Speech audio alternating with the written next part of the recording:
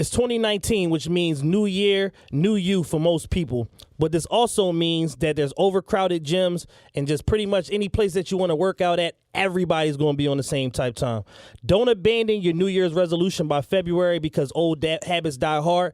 Here at the Realest Podcast Ever, we got a brand new program for you that's going to get your body right and have you fit on the beach all summer. It's called Beachbody On Demand. Beachbody On Demand is an easy-to-use streaming service that gives you instant access to a wide variety of super effective workouts that you do from the comfort of your living room 24/7, which means there's no restriction on when or where you work out. This company comes from the same people that brought you P90X Insanity, which is a crazy program that took over the world that everybody remember. They literally have 600 different workouts that you're able to do with a bunch of different trainers that are world-renowned and specialize in different areas, and you can literally access this program anywhere and anytime. You can view it on your computer, your web-enabled TV, your tablet, your smartphone, Roku, Apple TV, Chromecast, and even more. In particular, I'm really loving the core workout. It's something that's very intense. It only takes me 20-25 minutes to get a crazy workout in. And over the year, y'all going to see the transformation that I go from now, where I'm like a fat schlub,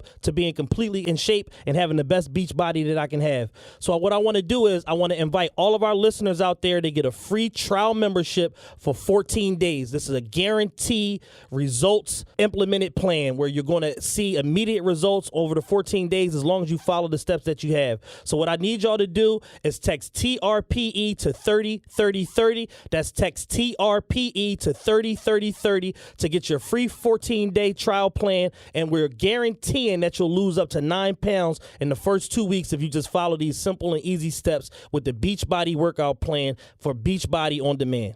TRPE,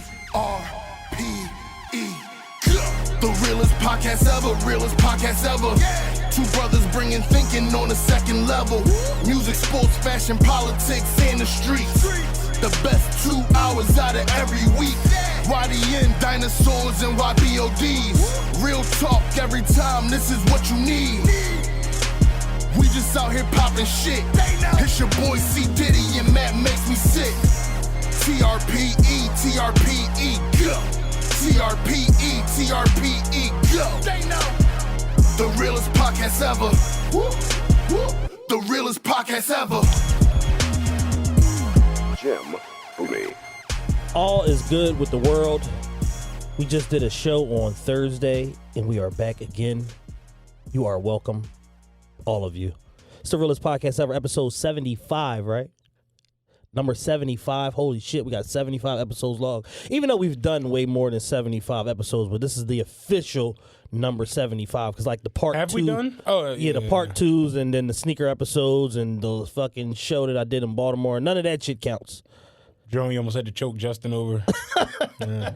We recorded that 3 times. That was 3 shows a week. Oh, man. 6 hours worth of content, all 6 of them back. I'm Matt Kane. No longer Matt Makes Me Sick. Oh, man. You retired the Matt Makes Me Sick? It's over? I tried to. Matt Kane is gone on Instagram. Apparently, there's another Matt Kane out there. So this is your second attempt for those of you that are out there listening. You tried to be just Matt. That didn't work. I actually at the person who has the Matt name. Yeah. Like his at name is just Matt. Yeah. And he has like 37,000 followers.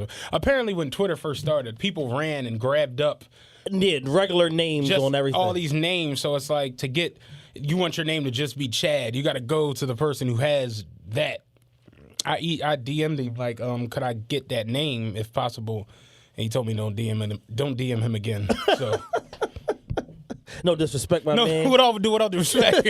You know what I'm saying? Exit this DM, please. Yeah, Have a nice day. I'm the only Matt that matters. Yeah, man. I told you, I'm just sick of seeing Matt Makes Me Sick. Yes. I don't know. At this juncture, Did you officially change the name? No, I haven't because I can't you get can't? Okay. Now I'm just stuck. It's like, I got to essentially do a Prince or a 2 Chainz type, and I don't know what the next iteration of this is. I tried Gorgeous Matt on Twitter. They grinded me up for that. So I'm like, that ain't it. You know what I mean? So I don't know what the hell to do. Holy shit. Mitch was pissed when I changed that shit to Gorgeous. I mean, he was like, I'm not adding you ever again. I don't know what the fuck I'm going to be, Just man. be stuck out there in cyberspace now with the gorgeous like back. what you say? I had a tough time connecting. That's how the shit feel. So, but I don't know. Yeah, we were just here Thursday. Yeah, so I can't ask you how your week was. How was your weekend? It's the end of the weekend. Eagles just lost. People are losing their shit on social media. They letting them 41 to 33 tweets fly. I think I jinxed them. I threw up the Lombardi pitch from last year. These motherfuckers posting their pictures from last year, videos of them crying in the street. I'm like, it's over. I think I jinxed them. I was explaining it to my homie the other day, man. Like, in football, not so much in basketball. Basketball is just who's better is going to win. Yeah. There's just no way around it. And I was saying it to Jules the other day. Shout out Jules. He went back home and shit. He was up here, you know what I'm saying, for the week. And basketball, who's better is going to win. Like, since we've been born, it's only been 12 champions in basketball. Like, you just don't haul off and randomly win a championship. Like, in football, though, it's like the Buccaneers won one year. Right. You know. The Bears ended up in the Super Bowl with the Colts. The you know Panthers with Jake Delhomme at quarterback. Fucking, what was the number 12 from the Raiders? Rich Gannon wound up in the Super Bowl. You know what I'm saying? Like, in football, it's an any given Sunday aspect. Yeah. But it's like watching something, it just has to be right. And as much as I like the Nick Foles story, there was just no reason for them to beat the Saints. Yeah, like, I mean, the fact that the game was that close was a little like, wow. Because I thought this thing, when you look at time of possession, the fact that Kamara and Ingram could do whatever they want whenever they want, the Saints should have won by 35. Like, it should have been like the Patriots did the Chargers earlier. Right. It just shouldn't even have been close. So the fact that it was that close was like, oh, okay. I mean, they fought. Yeah. And I respect that. I told you I'm not a hater. Watching the shit last year was dope. I'm a Cowboy fan, but it's like, you know, like, I'm going against them, but backdoor, I'm like, it's gonna be lit, baby. You know what I'm saying? They make it back this motherfucker. And when I walked in, Taylor's since we've been here, every time I've come in, Taylor's sitting right there. When I walked in, it was just nobody there, and the game was on the screen. I was like, Taylor gonna cry in the car, boy. I'm like, damn. Like, but yeah, man. I mean, they hung in there as much as they could, and it's like, just in football, I don't know, like, I feel like the 4 best teams wound up being there. Yeah, for once. Like, finally, it's like the NFL got it right. Because, you know, when you... I mean, realistically, I think I said it on this show maybe about 4 or 5 episodes ago. I'm like, it's crazy to think that the 4 best teams in football are the Chiefs, the Patriots, the Rams, and the Saints, and neither one of them have a stellar secondary. Their defense at times has all been shaky. And those 4 teams wound up going to the championship games. It's like, those were the 4 standout teams. Yeah, I mean... Like, at times, the Eagles, the Cowboys, even like the Chargers, the Ravens, they all showed dopeness. At times, the Andrew Luck and them looked good. At times, fucking, who am I thinking about from the NFC? Who was in the NFC game? The Bears. Like, at times, Trubisky and them looked good, you know. But the 4 standout teams this year were the Rams, the Saints, the Chiefs, and the Patriots. Yeah, the Super Bowl is pretty much going to be like 77 to 71. The where I'm at is like... Take the over in the Super Bowl. I want to say the Patriots, because you look at the game they had earlier this year, it was 43-40. Patriots won. Remember, it was just a shootout. Yeah. It's just who going to score more. Yeah. Like, we going to score the last touchdown? Bet. Yeah. They're going to play in Arrowhead, though, right? It's a different So it's a different story. And, you know, I want to see Andy Reid get a Super Bowl. Yeah. So at this juncture with these 4 teams, you know, my man Rye, he know why I'm pulling for the Saints. But I'd like to see Andy get one. Because for him, with his coaching tree and the fact that it's like known that Andy Reid is like the god to the modern day NFL coach, he deserved to get a bowl before he exits stage left. Yeah, I mean, I think the Super Bowl that probably would be the most interesting would be the Chiefs and the Rams. I mean, we saw that game earlier in the season, what that shit was, and how they battled it out. I actually think the most interesting would be Tom Brady versus Drew. That would just be... I don't want to see them 2 old dinosaurs in the Super Bowl. But the thing with them being old dinosaurs is like, it ain't like Bird and Magic where don't nobody got a hamstring. It's like these motherfuckers is like still it. So yeah, I just want to see the NFL progress past the Tom Brady era. I was at the poker room the other day, and this is just how delusional Eagles fans is. It's like the guy was like, "Yeah, man, I want the Patriots again," and I'm like, no, you don't. I don't know about that one, Chief.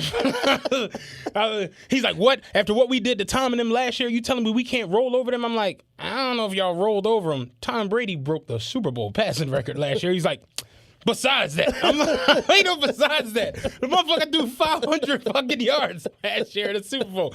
It's like that shit literally came down to a play. Yeah. Like they don't get that strip sack. Think about it, if you watch the joint, Tom Brady and them literally did whatever they want the second half of that game. Remember, they took the lead at one point in the joint. So it's like, I'm like, be careful what you wish for. It's like, you got to get past Drew, then you got to get past Golf and the boys, then you got to get to Tom and them. But it's like, yeah, I don't think you want Tom and them, not in the bowl. You know what I'm saying? Nah. Like, it's a coin flip at that juncture, and Tom been the 8 of them. So, you know.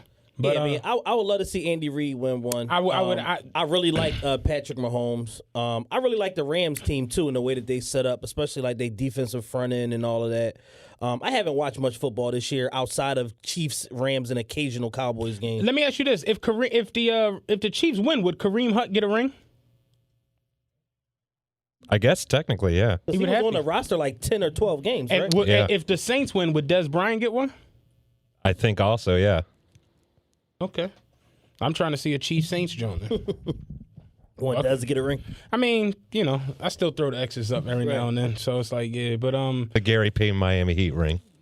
a Jawan Howard Miami Heat ring, you know? 44th man on the roster. You literally had a suit on all season. De facto assistant coach. But you want to talk about our numbers and shit, man? Yeah. Our numbers have like doubled. No, more than that. Like we're Yeah. up like 60%. Yeah. You know, pretty much lifetime we were doing somewhere around like 22,000 downloads an episode or whatever like that. And, you know, thanks to y'all, you know, I guess word of mouth, viral promotion, something. Y'all did something different. Yeah. Because our shit exploded last month. We did over 200,000 downloads for the month of December to close the year out. And, you know, that opened our eyes, and it just let us know, like, all right, we going in the right direction. Like, we really starting to see the seeds that we planted the past 2 years are really starting to, like, come to fruition, and the audience is blowing up. Literally, I be getting DMs and mentions on Twitter from all types of people. Every time we put an episode up, I get no less than like 20, 25 Instagram tags on my story of people posting our shit. And I try to go through and post every single one. Yeah, because this shit is exposure. It's just, you know who that, like, literally, I was talking to a chick the other day. She's like a doctor in Miami, and she was like, yeah, I was born in Philly. Elise, my homegirl. I'm just like, okay. She was like, I'm born in Philly, and that show makes me feel like I'm in Philly going at it with me. I'm just like, oh, that's dope. You know what I mean? Like, so just word of mouth, it traveling, going. Like when we don't post episode, you got 25 people. Yo, what the fuck is going? You know, like what's happening? What's going on? And it's just like, yeah, man, I don't know. But the numbers for this past month were pretty dope. Yeah, phenomenal. When I saw that, I was like, okay, that's lit. You know, the numbers, you know, they are what they are, but it just kind of lets you, it's very encouraging because it lets you know that, number one, what you've been doing is not being unnoticed. Number two, our show has gotten better. Right. Because more people are literally willing to tell the world that this is their shit. Like, and this is their favorite podcast. And I see it on Twitter every week. Joe Budden shit is dope. TRP just as dope. Like that's like the standard of where we being like held up at right now. And we appreciate y'all, man, all the support. We're gonna continue to, you know, progress and get better. We got new merch coming. Once the other studio get finished, we're gonna bring back the video component because a lot of this shit needs to be on video. A lot of it. A lot of it. And live shows. Like we've had requests for a live show in Atlanta now. I said, listen, if the market will bear it, we'll show the fuck up. My homegirl earlier was like, when are y'all gonna do the live show? And I'm just like, I mean, we're gonna figure it out in these next couple weeks, hopefully. And she was just like, yeah, that should be like insane. And I was just like, good insane or like, you know, bad insane. Or like or police detail insane. You never know which way it's gonna go. Like, But, like Meek Mill at the Blue Horizon insane or Quilly Mills on Instagram insane. Like Beans at the Marathon Grill insane or Beans at the ponytail. Insane. It's like this shit could go one. Yo, I was watching the Rockefeller freestyles today, the Hot 97. Somebody uploaded all. I've never seen the video. The video part. I never said this is just how different we talk about. Like you just mentioned the video component. I know every word because I at one point in high school I sold that mixtape, Hot 97 1 and 2. So I know it word for word, like verbatim. But watching it and watching the room reacting to Beans and Free going back and forth over I Shot You, it was just like, damn, this is like nostalgic. You know what I mean? Like it was, it makes you sit back and just be like, damn, rock. Like They had. I mean, y'all had it. They had it.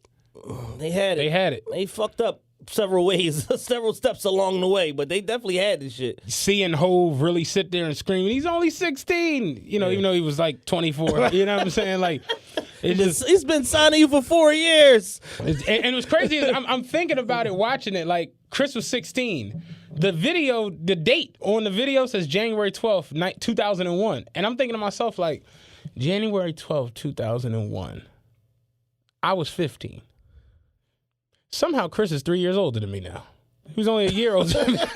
I'm just like, that's how funny this industry. Alibis ain't matching up, bullshit catching up. These industry ages, boy, be crazy. It's nuts. But I was watching that shit today. Like that was good. Yeah, I mean that part of hip hop doesn't exist anymore. Like it's over. The even whole like, crew coming up to the even radio. Like the Flex freestyles is like it's we got some dope moments out of that. Loaded Lux, Meek Millie. The Flex freestyle now, Black really Thought. what it is, it's sort of like what Dame talks about. Like everything is going like corporate. And like you don't have a say so. Like Flex couldn't even do that now. Correct. Like let the whole crew just come through.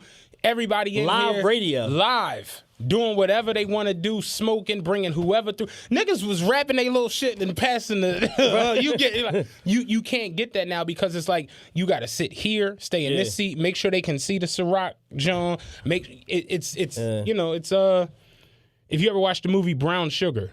It's like that's kind of what has happened. As much as I don't like that movie, it's like I don't. I haven't seen that John in a long time. The only part I like is when the ding ding my divorce. That was the only part I really like. But because it was like way too like hip hop ish. You know what I mean? But yeah, that's what's happened to hip hop. Is like people don't realize it now. Like rap is not rap. Rap is pop music. Yeah, it's a corporate entity. It's like when they used to get on MC Hammer and Vanilla Ice, LL Cool J's and all of these dudes, and it's just like the toughest hardcore. There is no hardcore rap anymore. Yeah, It's like everybody comes in the game with the same plan. I'm gonna get on. I'm gonna get a hit record. I'm gonna get a fucking some sort of endorsement or a clothing line or this commercial or I'm gonna be in this movie. Like everybody has the LL plan. Like the dudes who go to jail now for shootings, drugs, guns, all that shit. They don't get out and go to the booth and rap they just about. be niggas in jail. They literally go in the booth and they do songs with Gene Oko. Like it's literally that's where rap has gone completely pop now to where it is pop music. Like when you see the rap songs pop up on Pepsi and Apple commercials, there is no Wu-Tang. The fucking NFL playoff campaign has a Archie Eversole record, the We Ready song. I'm thinking, I'm hearing that record. I'm like, Doug, I know this record. I knew when this record came out, and then I'm hearing it. I'm like, holy fuck, Archie Eversole in 2019. That's what we doing. when the Nappy Roots had an NFL endorsement, that's when I knew like hip hop is not. Remember, Nappy Roots was like the song of Madden that year. Like once that happened, it's just like hip hop is somewhere else now, and it's like it's messed up because it can't be.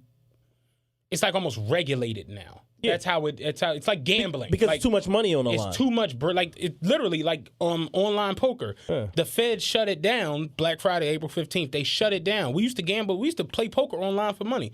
Couldn't do it no more. Now it's slowly coming back. Jersey, Vegas, couple other states. It's back on in Canada. It's been rolling in Canada. But like they was just, it's too much bread and we not getting it right. And that's really what's happened with hip hop now to where it's like you look at Method Man and Redman, them niggas became stars. Television show, movies, clothes, all types of different endorsements. Method Man on MTV, Redman on MTV Cribs, remember that was classic. And shit. Just from them being dirty New Jersey and New York niggas with trees that smoked hella weed, that turned into movie. Now it would be too much shit controlling them for them to be them. You know what I mean? So, like Dame Dash talked about it a lot in like his older interviews and stuff, talking about like with Currency. Like for those of you that don't know, Currency is like one of the biggest underground rappers like in the world. But maybe ever. But he's been like signed to Warner Brothers and Atlantic and put out big albums and had songs on Billboard and like all of that shit. But it's like the business of Currency got so big that people got in the middle of that, and this was like a niche alternative product because people wasn't even on like the modern day hippie weed smoking. We wear Bathing Ape and 10 Deep. They wasn't even on that shit. But the business of it got so big that people jumped in between that and severed their relationship because they're like, oh no, we could brand this and we could market this and blah blah blah. And I got $1 million deal for you over here when he wasn't even chasing it. He had $1 million deal at fucking Young Money that he turned down or that he walked away from. You get what I mean? But it's like, it's like even like little small things that, aren't mainstream or aren't directly in people's faces can have the ability to generate so money if marketed right and pushed right that motherfuckers will throw a monkey wrench in anybody operation to get to these artists. And we see this shit time and time again. Yeah, it's nuts, man. Like, I sit and think about it sometimes like, damn, like rap really isn't rap anymore. Like, it's not, I look back, like I was saying, like Wu-Tang and the Meth and Reds and the Locks and like, no. Yeah. Like, y'all couldn't even function. The Locks versus, like, Rockefeller, State Property, or G-Unit versus the Locks, G-Unit versus Murder, Inc. No. Yeah. Rappers can't really be stabbing niggas and shooting niggas. No. Like, y'all can make as many records as y'all want. Don't touch nobody. We prefer y'all to make the records. We're going to make some money off of it. Yeah, don't touch nobody. Don't touch that nigga, though. Like, you scare these white folks. Yeah. Y'all living this shit? Cool out.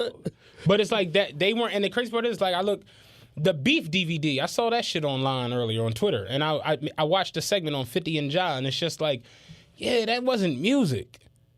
That shit went all the way as deep as like Preem. Yeah. Like they had like that book of the Ghetto Quran. Like they had like real live. Yeah, they said, oh, we got to kill this nigga. Issues. Yeah, like, wait a second. You naming names and places. Black Child said, we in the studio, nigga. We getting it on, nigga. The lights turn out. I hear, go get the gun. I ain't getting no gun while I'm around. Said, I'm hawking everybody. like they had real live issues. Just so happened that they both was rappers. Yeah. Whereas now it's like we do all of this, then a couple months later, I saw Game and Meek was hanging out the other day. Yeah. I'm just like, it's all kumbaya. Wasn't Wack ready to kill everybody at one? You know what I mean? Like it's just crazy watching it all go down on the strength of some money shit. Yeah. And that's sort of what Dame was saying on the Nick Cannon joint. Like them dudes that like fund the rapper beef for their own personal gain, but y'all not in this shit. So when this shit do go left, like plausible deniability. right? I'm not.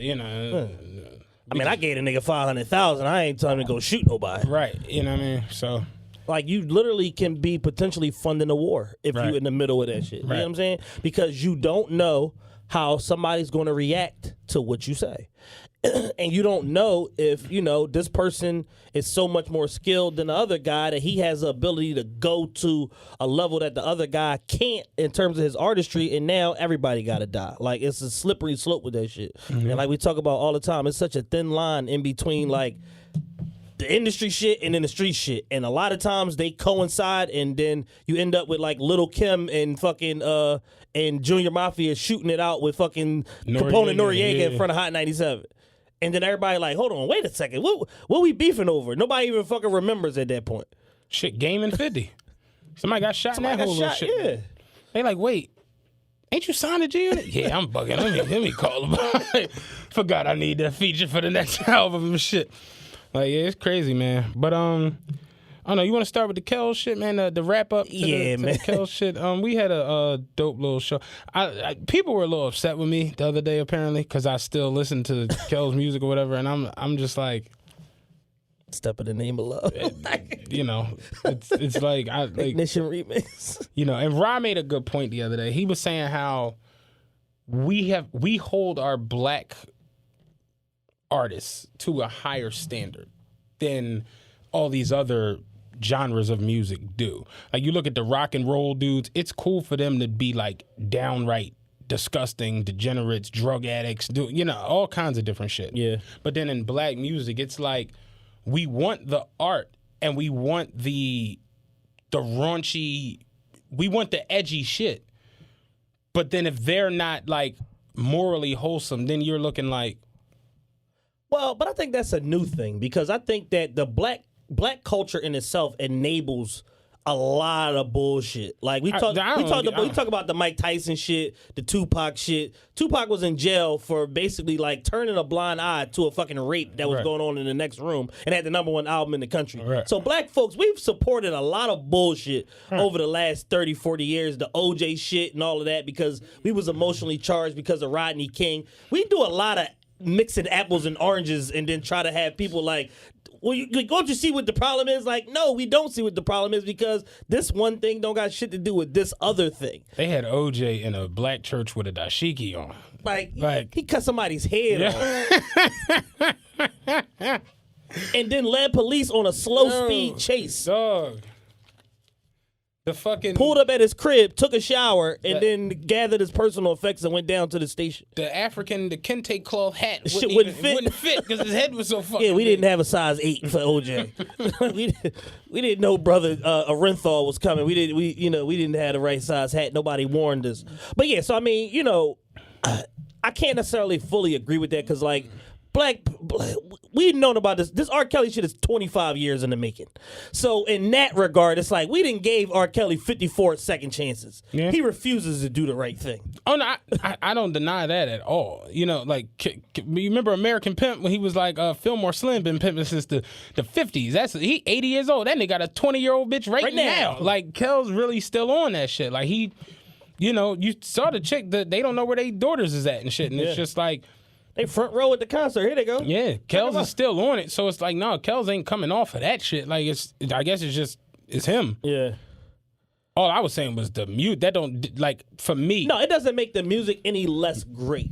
The one and only thing, and I said it on the last show, is just that, when you fund somebody's artistry, if they're a monster, you're basically helping to fund the war machine.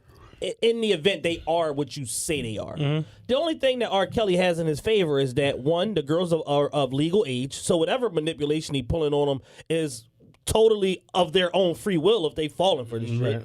And the fact that he hasn't been, caught with any underage, he hasn't been caught with any underage girls going back to the last shit. Right.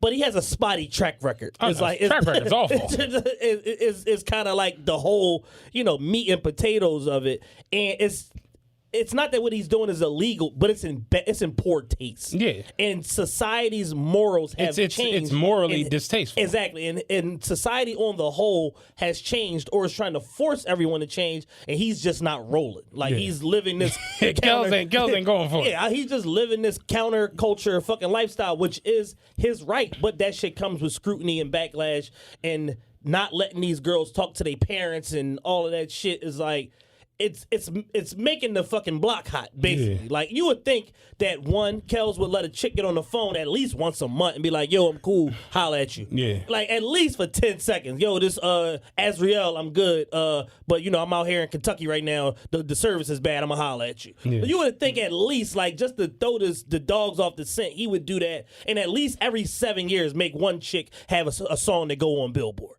Like, you're promising people that they fucking 17, 18-year-old daughter going to be a star, and then no music never comes out, man. Right. You had K. Michelle in the studio. She turned into something. Produce another K. Michelle, R. Kelly. Goddamn, man.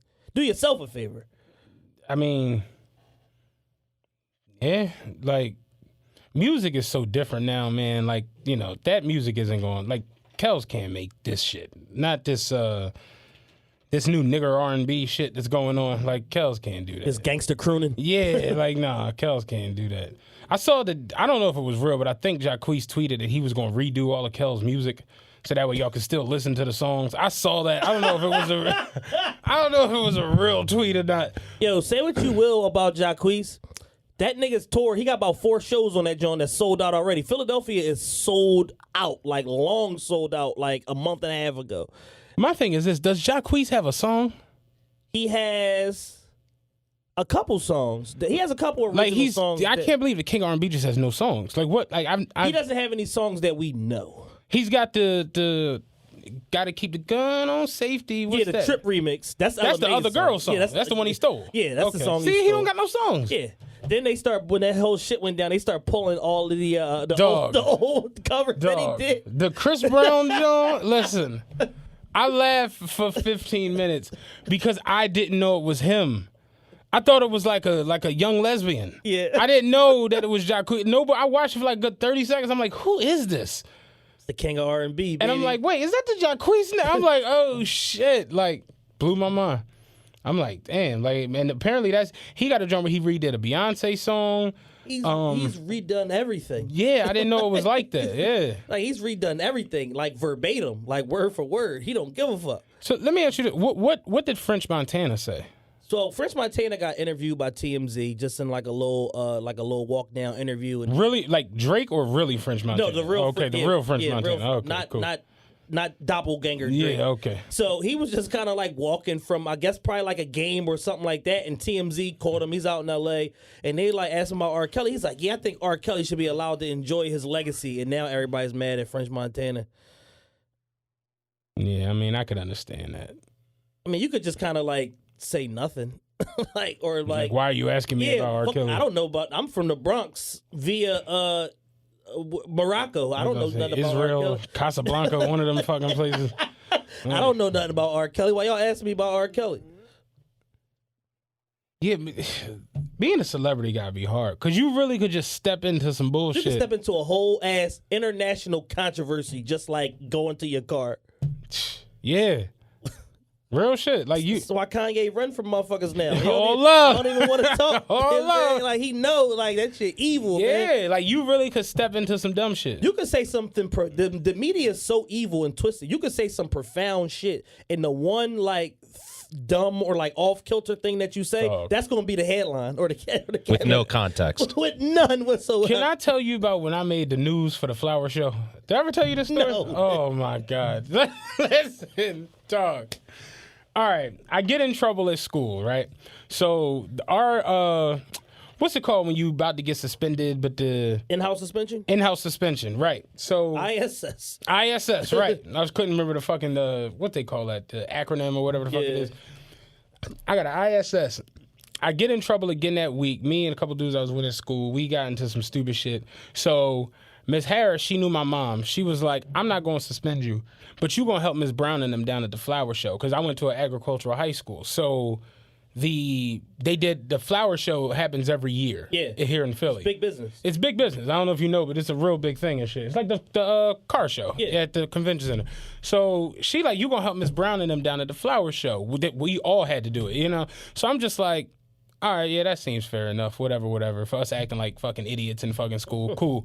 So we get down there on a Saturday.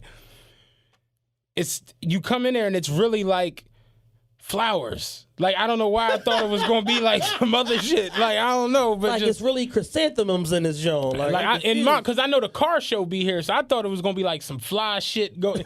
It's really just like flowers every fucking where. So they setting up because the shit opened the next week. So we doing the joint. So it was wild. All the chicks who was like kind of nice in my high school, they was in the horticulture and the floriculture classes. So they were down there. So now that turns into, oh shit, we down, we down here, whatever.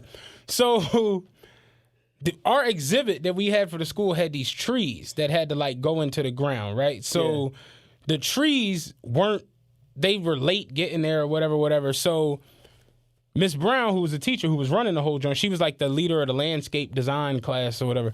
She was like, Matt and my man Claude, she was like, y'all help with y'all bring the trees off the truck. So we bring the trees off the truck. I look up, the news is there, Action 6 and shit. So now, I'm that boy, like overly husky, I'm carrying a fucking tree. Like I picked the tree up and I'm walking with this shit. Cause I'm like this shit. Like I'm trying to get on the news. Boom, we set the trees down, turn around, the cameraman is right there in my face. You know what I'm saying? I'm talking about like I ain't even have a second to like wipe the sweat off my fucking forehead. He's right, like hey Mike. there, young man. Mike right there. He started going to town with the interview. So no bullshit. They interviewed me for 13 minutes. Like I'm not even exaggerating. This shit went on. I'm only here so I don't get suspended. It felt like hours. They were interviewing me about everything from my favorite teams to where I'm going to college and what I'm doing with my summer and just all this different shit they talking about. So I'm like, yo, I'm going to be on the news tonight. Like, this shit is real. So I tell my mom, my dad, my homies, like, yo, I'm about to be on the news tonight. It's going to be lit, whatever. Yo, When they finally cut the nude, yo, they made me look like such a nigger slave. Yo, this shit was so fucking bad.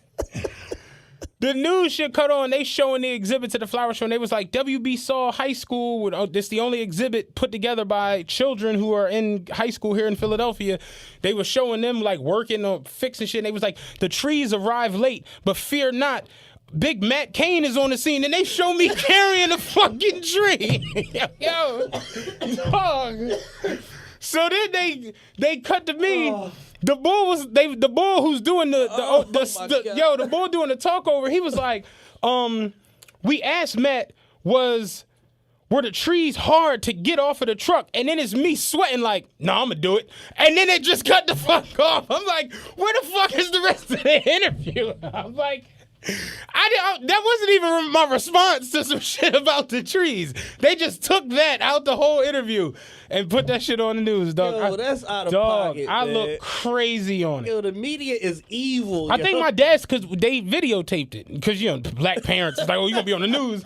I need a screenshot of Dog, that. he might still have it. I got on a Mecca t-shirt with fucking individual, I had braids. Like, I got individuals. I look like Big T off of fucking rap. Like, yo, that shit was nuts. URLTV.tv. Hey, it's me carrying a fucking tree, sweating like a fucking No, slave. I'ma do it. No, I'm gonna do it. I was like, how the fuck? Awful, yo. Oh, man. I should have never trusted media after that. That shit was bad. Should be Yo. like, no comment. Yeah, I look crazy. No comment. No, but that's how fucked up media is, man. They will put you, like Drake said it on, what the fuck song is that? Dudes who get where I get complacent, then come sit front court and then end up on front pages. I forgot what song he says it on. But like, yeah, that shit is real. Like, you just go into the wrong room, you will end up on TMZ. Like, oh, hey, Drake. Crazy. Can't get caught up, man. Scottie Pippen straight came out the club with his wife. They was like, yo, Scottie, you heard that new Future? Scottie looking around like, really? He just stopped and was staring at the ball like, for real. And it's like, you can't even react. You Scottie Pippen. You 6'9". And, you know, like, you can't haul off and punch him in the face. They're baiting you to slap the shit out of him because you're going to sue him. Remember Kanye snapped on the bull and started chasing him and ran into the sign? Yeah, bull. He put the bull in the headlock.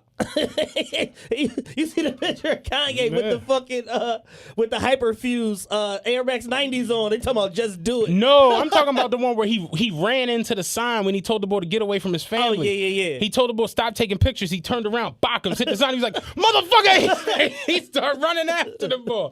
Like, yo, they're goading you into look crazy. Yeah. I couldn't deal with it. Them motherfuckers sitting out front of your house and all that weird shit. Yo, another Kanye joint. When he started the Aventador? Yes, dog. man. They was all out on the lawn. Hey, Kanye, good Yo, morning. It's 3 in the fucking morning. He going to the hospital with Kim. He like, what the fuck is wrong with y'all? He's like, y'all know some bullshit. He was told to he's like, y'all making too much fucking noise, man. I got neighbors. That nigga started that Lambo. Like, that's the loudest fucking thing in the neighborhood. Yo, I couldn't do it. Too much noise. Y'all making too much noise. And it started at Aventador at 3 in the morning. God, man. Funny as shit. But yeah, man, I couldn't deal with it. Like, being a celebrity, because they're constantly goading you into, you know, like, we'll talk about Dame, but he went through that shit the other day. Like, why are you asking me this? Yeah. Like, what are we talking about right now? Dame goes through that a lot in interviews. Because I realized what it is with Dame the other day. People don't like Dame because Dame is the key to a lot of the untold truths of what was lit and what wasn't lit for the early part of the century. Yeah. Like, if you look at 99, 2000, 2001, 2002, 2003, really 97 to 2003, Bad Boy and them had kind of like, once Biggie got killed and Mace dipped, it was like, you know, we could hold on to 112 and fucking Joe Kane as long as we fucking try. You know what I'm saying? Black Rob had a song, fucking, what's the nigga who said he killed the boy? G-Dep. G-Dep. Like, we could hold on as long as we can. But The Rock took it. And Dame and them, never mind what Suge and Master P and Puff had did, because they all were dope with what they did as, you know, leaders of their crews and shit. Yeah.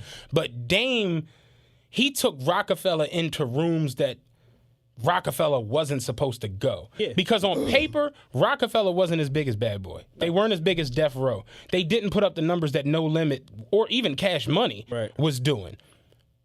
Like, people don't even dig that part of it. Rockefeller didn't have another platinum artist until Cameron dropped. Yeah. You know what I'm saying? Where Jay-Z sold 5 mil, and it was just on. Juvie sold 5 mil, and the Hot Boys sold 1 mil, and Weezy's first album went platinum. Like, they was doing crazy numbers. Yeah. But Dame took them with Jay-Z's success. He took them into liquor rooms. He took them into clothing rooms. He took them into film room. Like, Technology room. They weren't remember the rock box? They weren't supposed to go into a lot of those things. Dame dealing with Aaliyah, all of his Jay-Z shit back and forth with all of the women he was dealing. Like, they was the hottest niggas around. Yeah, so Dame was in the best parties, going to the best premieres, on the best yachts, hanging around with all these different people. So Dame really can be like, oh no, flex a dickhead. Whereas somebody like Jadakiss or Busta Rhymes can't really do that. Yeah. Dame could be like, he a cold clown. Let me show you how. Right. And that bothers people. It burns motherfuckers up. Like, a lot of motherfuckers in rap can't just diss Leor Cohen or Kevin Lyles or L.A. Reid, or like, Dame can do that with all of them. Yeah. Just like Steve Stout. I don't fuck with Stout to this day. To this day. He said I put my hands on him. He said I smacked the shit out of him. He said he owed me some money. He asked bet me. I asked him about my money. He said I ain't paying you. I smacked the shit out of him. Like, think about it. Lee Daniels is like one of the top black directors in like Hollywood. Motherfuckers just can't run up on Lee. Like, where the fuck is my money at? And Lee like, Dame, chill, David. Like, Damon, I'm going to get you your money, Damon. Motherfuckers can't do that. So, and like, when you got that type of, like, Dame was playing with Nick back and forth in that interview. Because he was like, oh, now I'm the boss. Oh, now I'm a boss. Oh, now I ain't broke. I've been broke for 20 years, according to these motherfuckers. Yeah. Now, so all of a sudden, I'm not, like, and it's like, like, watching the way it go down, it's like, motherfuckers hating because of the simple fact that he's almost like the common denominator in a lot of these stories where shit just wasn't told the right way or it didn't go down the right way. Like, he said that, like, with the Harvey Weinstein shit, Harvey Weinstein backed Paid in Full. Right. He came on as a producer or whatever, put up the remaining money needed to make the movie and all of that, and took it to the theater. And Dame said he found out in the making of that movie and you know, and kind of exiting out of the situation that Harvey Weinstein was like a legendary creep. And he's like, I put hands on him, and every time I seen him after that, I clowned him and I put him on blast in front of Giuseppe and then all these other like important people. Like, why y'all hanging with this clown? Like, he's a fucking nut. Like, he's like, and what did I get for doing that? I got fucking Wood Harris going on an interview saying Dame fucked up with Harvey Weinstein and such and such and such and such. I got Just Blaze saying, oh, well, Dame did such and such to Harvey Weinstein and it fucked up the release of Paid in Full and blah blah blah. He said, why are y'all speaking on my fucking business when I'm right? Like, y'all are painting me out to be like I'm wrong and I'm the fuck right. And these are people from my culture going and saying these things that are damaging. So that aids and helps people's whole talk around Dame Dash is an asshole and this, that, and the third. And he's like, you know, he said it on the Breakfast Club interview. He said, I'm the bad guy to somebody that is trying to get over on people. He's like, I'm going around whooping ass. So yeah, all people know is I'm whooping ass. They not paying attention to the fact that this is a creep, this is a scumbag, this is a child molester, this is a rapist, this is blah blah blah. They just looking at, oh, Dame is just going on a tirade against these people and not considering who they are or what they did because they wanted him to be the bad guy so bad, and it still permeates today. Yeah, it's that's really what I got. Like, after watching the Nick Joint, it's just like, Dame ain't lied to us yet. No. You know what I'm saying? Like, even the Fiesta blowback. Like, how do you feel about that whole situation? When I initially saw it, I'm just kind of doing some little independent research, matching up timelines and this, that, and the third. And I'm like, all right, from a strictly timeline perspective, Dame, you look like you're kind of like capping a little bit. Just from a timeline perspective, because the whole initial Best of Both Worlds, what was that? 2001? 2002. I want to say 2000. I'm going to look it up right now. The initial Jay-Z and R. Kelly Not Guilty song was 2000, though, right? That was on the Dynasty. That was 2000. Yeah, that was 2000. But Kells didn't have that shit hanging over him yet, though. Like, when they did Guilty, think about it, Kells shit didn't explode till 2001. 2002, really. March 2002 for the album. All right, so sometime in 2001 then is when whatever, happened, I'm guessing. It's like the trial and all of that shit. When did the trial start? I'm about to look it up right now. So, and just trying to match up these timelines, it just kind of looked like Dame was being a little bit disingenuous. But then when you watch the interview with Nick Cannon, and he's talking about, you know, all these specific instances and him being with Aaliyah and Jay liking Aaliyah and R. Kelly being married to Aaliyah and, you know, getting fake paperwork to do it and this and that and all of the different shit surrounding that. And he's like, I'm around. He's like, I'm around, but I don't fuck with this guy. He was like, you know, he's like, so he's like, I asked my girl about it. She told me, leave it alone. He said, so for the sake of her, I left it alone. He's like, but I didn't have no business with him. I didn't make no money off of anything that him and Jay did together. I didn't have a relationship with this guy. You don't see me in no pictures with him. You don't see me in no video scenes with him. Blah, blah, blah. I don't have nothing to do with that guy. Okay, so the video dropped February 2002. Okay. The sex tape. Then he got booked in June of 2002, indicted on 21 counts of child pornography. Then he got arrested in January 2003 for the 12 images. That was in Miami.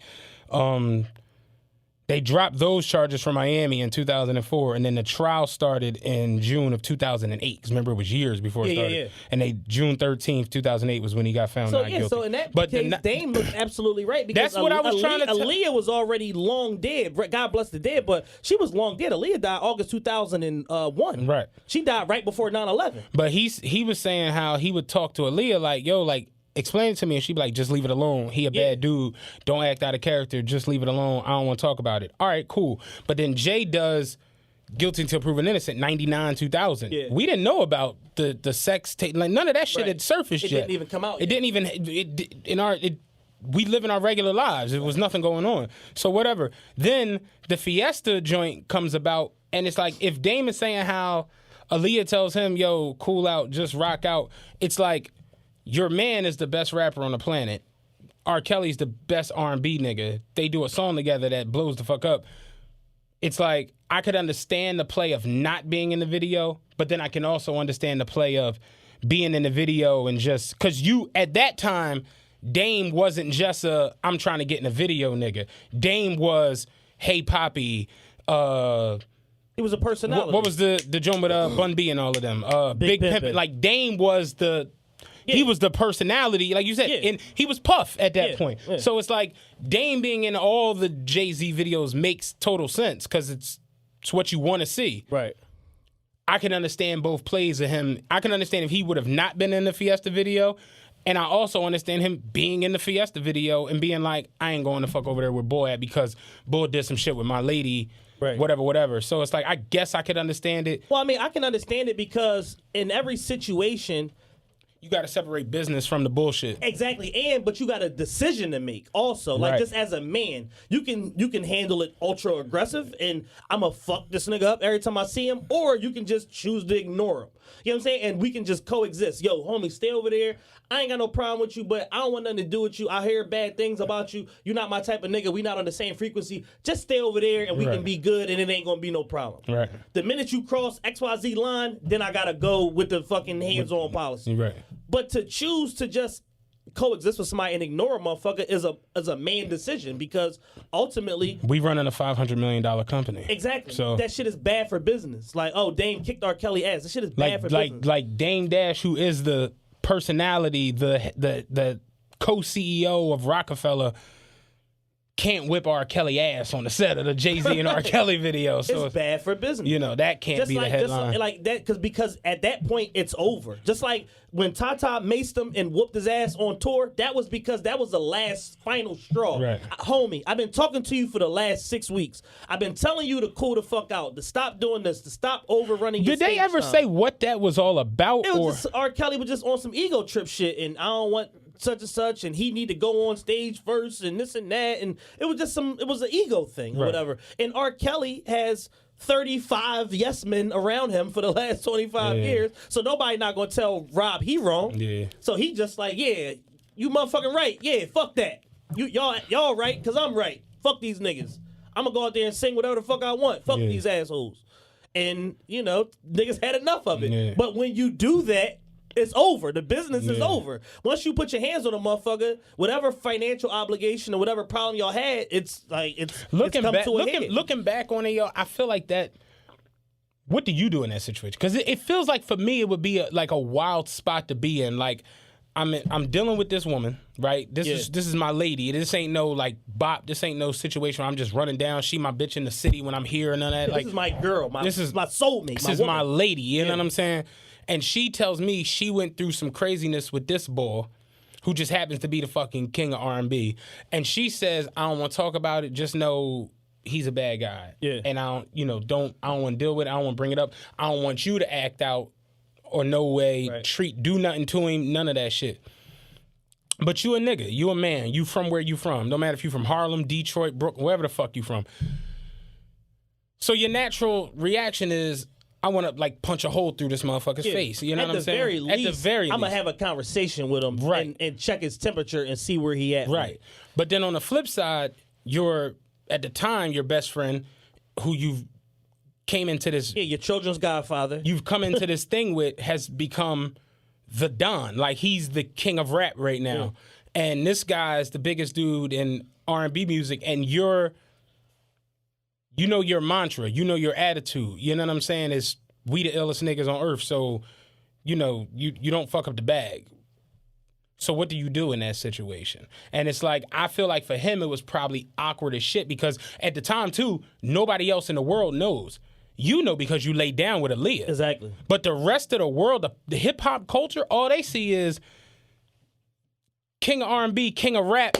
This makes perfect sense. We need to do this. You know what I'm saying? This is the biggest shit ever. No one knows Kel's got bitches in the house. They don't know any of this shit yet. Yeah. So it's like you're the odd man out if you decide to not roll. In all honesty, Jay put Dame in a bad spot. I was literally about to say that. He put Dame in a real bad spot. It's literally drawing to a 2-outer. Like, what the fuck do you do? And you know what? Jay-Z, knowing him and his history, such a spiteful, petty individual, that shit was probably all directly tied to the Aaliyah shit and the fact that he lost the Aaliyah competition to Dame. And he was like, I know how I fuck with this nigga.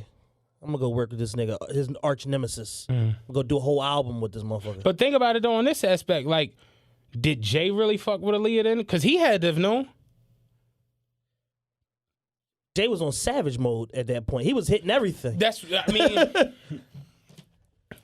But it's like you had to know Bull was on. Like, that's another joint too. Like, you know how we talk. Like, just like the hood. Yeah. Like, you know what I'm saying? Yeah. I don't want to sound like I'm fucking Styles P, but my ear be to the streets. I be knowing who's who and who not who and this, that, and the third. So, you know how I heard about the boy on the, like, you know what I mean? So, I just don't, I find it to be a little awkward to me that Dame would know, but Jay wouldn't. You know what I mean? Probably never took the time to inquire. You dealt with this woman, same way Dame has, and you're running a fucking multi-million-dollar conglomerate with this nigga where y'all literally started from nothing. Yeah. It's no way you don't know about that situation. And furthermore, to that point, nothing should be able to come in between that. Not the fact that y'all both like the same girl. Not the fact that, you want to work with this nigga because it can help your career, blah, blah, blah. You're already the biggest and the best at what you do. Mm-hmm. You didn't need R. Kelly. And then the karma from the situation of how much you didn't need R. Kelly was that as soon as you put the fucking album out, the whole shit came out, and now it's a whole fucking firestorm, and you can't do nothing to support this great body of work. Right. Because you should have never did it to begin with. Because whatever intentions you had going into it was fucked up, and then that's the reason why it blew up in your face the way that it did. Yeah. You said Best of Both Worlds dropped when, T? March 2002. Yeah, he got the charges literally happened in June. Yeah. Aaliyah passed in August of 2001. They had already had the one song from the year 2000. Fiesta. Yeah. Well, two songs then. Not Guilty. Not Guilty, right, yeah. Not Guilty was first. Not Guilty was first. Not Guilty's and people don't realize, because motherfuckers the other day was making it like, Jay and R. Kelly made Not Guilty when Kells was going through the whole... I'm like, no. Kells was just on the hook from Jay-Z with the stabbing of the Rivera shit. That had nothing to do... Yeah. You think you that arrogant to be the child porn, John, and then make a song, make a ditty about it? I'm like, no. I'm like, y'all so goddamn annoying. Because motherfuckers just don't know. They don't know the timeline of shit. And the thing is, a lot of these people that are online speaking on this shit are like 26 and 25 and 24 years old. That too. You totally lack perspective on on this because you didn't view it through the eyes of an adult, let alone a teenager. Right. If you were 7 or 8 years old, you don't know what the fuck is going on in the news media at large. Like, and you shouldn't. And people don't realize this, John, too. We didn't have the internet. No. We didn't have SOHH forums. We didn't have podcasts. You know what you had? The fucking Source magazine and Double XL. And TRL. Like, real shit. If it didn't come on fucking MTV News Break and shit, you might not even know. Peep. Real talk. Snoop Dogg murder trial. What the fuck that come on? MTV News. Tabitha Soren and Kurt Loder. Kurt fucking Loder. Real talk. That's where you got your news from. Yeah. Like, real talk. Like, that was what it was. So it's like that's a perfect play on it. Like, yeah, a lot of people that I see talking on this are 26. It's just like Beans told Charlamagne, like, you're not qualified. You're not qualified to speak on certain shit. If you were 5 years old when this shit first kicked off, you're not qualified to really speak on this. Mm-hmm. Like, there's not enough information for you to go back and get because we weren't documenting everything back in the day like that. Then at the same time, you don't understand what the temperature was for. Like, I tell people all the time, Kells went to court. Like, he not even court. The day he got booked. Remember when he had the bucket hat on? They was bringing him through the... Motherfuckers was out there chanting, Rob, we love you, you know, whatever. He's like, not right now. You know what I'm saying? They took him into the joint, whatever.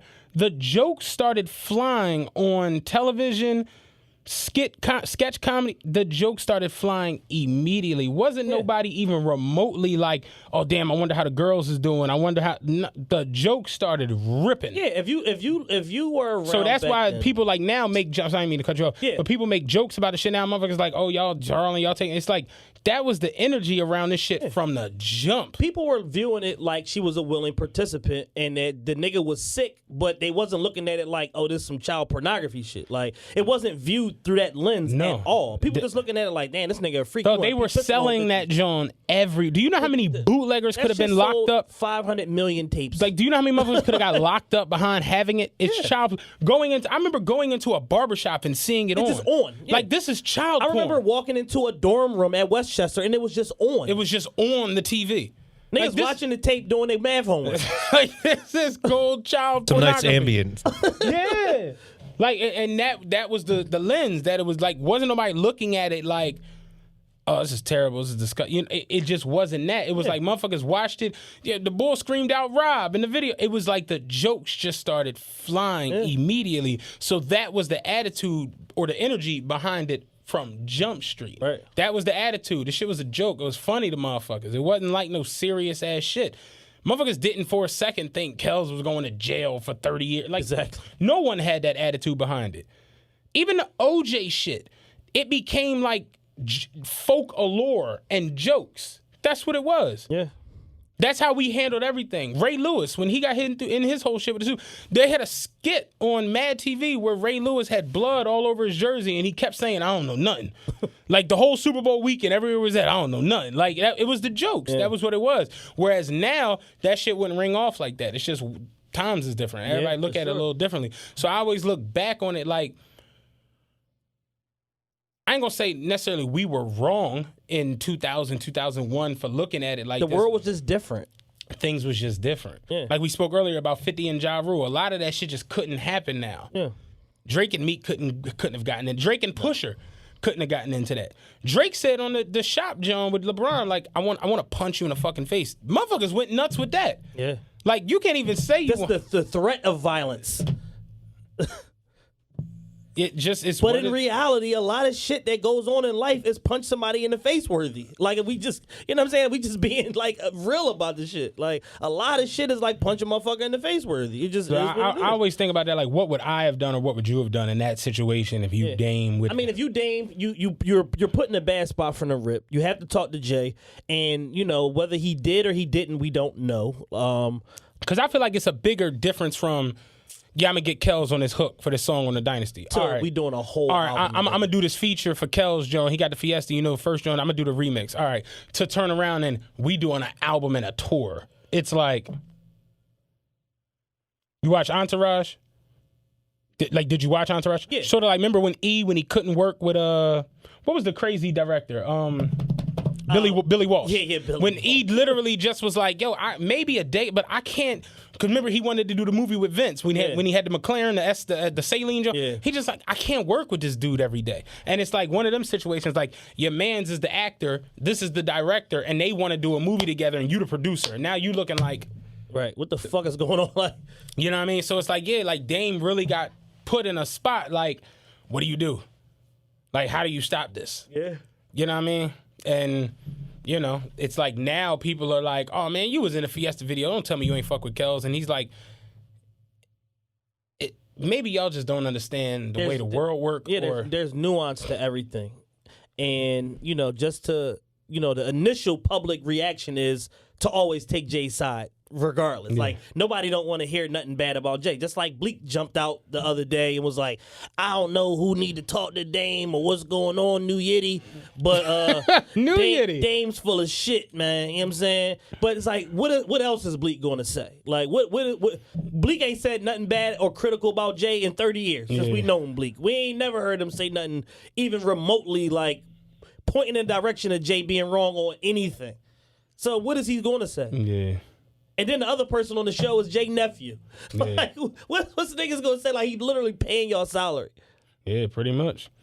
So it's just like, you know, how'd you feel about the interview as a whole? The interview as a whole was one of the best interviews I've seen in a very long time. Listen, I liked it more than the Breakfast Club interview. Yeah. Like, I really enjoyed it. Like, Dame talked about fatherhood. He talked about nepotism and the lack of nepotism in the black community. A lot of things that me and Matt was, like, going at it with people on Twitter and shit about, like, the Kylie Jenner shit, about, like, nepotism and the fact that, like, because black people come from extremely poor circumstances, they feel like unless you come from equally dire circumstances that you're not considered to be self-made or like independent or whatever like that, because we don't have the frame of mind of starting from the middle or having a good starting place and then going up from there. So everything that black people on the whole relate to is like extremely poor, homeless. I was sucking dick for grilled cheese sandwiches. Like, if you don't have like a story like that where it's like I sold crack to my mom to survive, like it's like you ain't self-made, motherfucker. You ever sucked dick for some crack before? Like, so it's just like it's about like perspective and like your worldview and like, you know, how you see shit. And Dame's like, we need more nepotism in the black community, because once you start to paint these pictures and you see Russell Simmons' family being successful, then you start to like his daughters and stuff like that. Then you see Rev Run's family being successful and doing other shit, and him being able to use his success and his popularity and his fame to pass it on to his family so that they can do the same shit. And you see Dame with his family, like his son being a DJ and having businesses, and now his daughter is about to take over Rachel Roy and all of that shit, which is $100 million company that Damon still owns percentage of. And then eventually Jay with his family and all that. Yes, we do need more nepotism in the black community, because it'll start to alter people's perspectives on a lot of shit that we just can't fathom because it's not commonplace. Like me and Mo, we was out Whole Foods yesterday, and we was just sitting there, we was rapping just sort of like about this, because we was talking about the Dame shit and we was talking just life or whatever. And he was saying how like black people have this thing where it's like the poorer you are, the more they love you, or the more disenfranchised your family is, that shit almost makes you like tougher. Or like, he's like, you ever notice like niggas start fighting or arguing, the first thing a motherfucker say is, I'm from da-da-da. And it'd be like, all right, you from that block and I'm from a single family house in the suburbs. I'm a trained MMA fighter. I'll break your fucking neck. like that's not gonna go the way you think.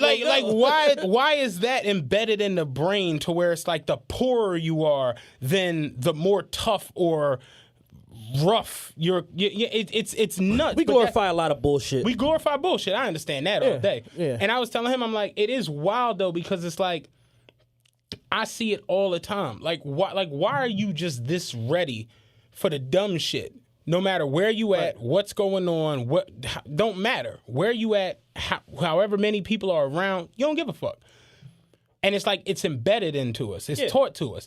That's why, like, what Meek said on Cold Hearted, too, he said, move out the hood, then you Hollywood. Like, and it's like, nah. This is what you're supposed to do. Better your situation. But it's fucked up because the reasons people love Meek, they not gonna love Poppy for. Correct. And that's fucked up. In the black, we aren't like. Whereas white folks, it's the complete opposite. Yeah. Aren't you of the Denver Slausons? Oh yes, come like they treat you a better way because you're a part of something. Whereas us, it's like, fuck out of here. Your pop made it, nigga. You. Yep. And when I said it, he was like, "Yo, you absolutely right." I'm like, real shit. The same reasons they love Meek, they gonna not like Poppy for. Yep. Absolutely. And that's fucked up. We are just like that when it comes to the black community. And I see that shit on so many, not fuck the big levels. I'm talking about like just. On a local, everyday level. Just local, everyday level. It's like, they used to tease us from being from Penrose. Yeah. Dead ass. Yeah, I anybody, Dev, Jewel, ask anybody from the Rose. They'll tell you, you from the Rose? What? Y'all from Penrose? Got it? Like it was a bad thing. Yeah. Like, how dare your parents? How be out dare here your parents strive for earning a decent living? What's wrong with y'all? Put you out of the way of imminent danger. Fuck wrong with them. Fuck wrong with these motherfuckers. I got bullet shells flying over my head every night, Like, man. That's how we are, though. And that shit trickles from the biggest, from the rooter to the tutor. Yeah. We're just like that with everything and everybody. And it's like, how do you, and he was like, how do you end it? I'm just like, you don't. You get a work visa for a foreign country and go live there. You know what I'm saying? That's how the shit works. Because it's not going to get no better. It's only going to get worse. Yeah. It's just only going to get worse. It's just what it is. Like, we see the deterioration of our city just on the whole in terms of like the urban aspects of it. And at the same point, you see fucking 5 new plots for high-rise condos going up every square mile in Northern Liberties and Rittenhouse and Washington Square and this and that. And it's just like, motherfuckers, we just killed the most people in 30 years. I think, no, it's 2007. All right, so the most people that in 12 years. 12 years. And in the same exact city, the Comcast 2's going up. All of these different condos. It's a new fucking The Eagles won a championship this past year. And we smoke more shit than ever. Shout out to Coins. Like, he put that one, like, yeah, like, yo, real shit. All of this. We're regressing. All of this free Meek and the social justice warriors and the Me Too movements and It's Time and all of this.